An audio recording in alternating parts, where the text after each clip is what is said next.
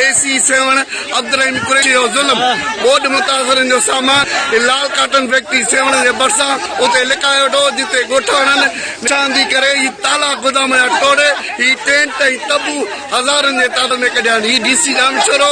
ऐं AC7 जंहिंजी corruption ॾिसो ही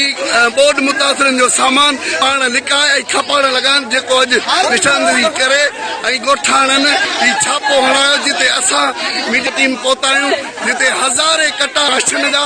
ऐं टेंट ऐं तबू निकिता ही ज़ुल्म ॾिसो AC7 अब्दुल कुरैशी जेको पाण खे ईमानदार थियो जंहिंजा करतूत ॾिसो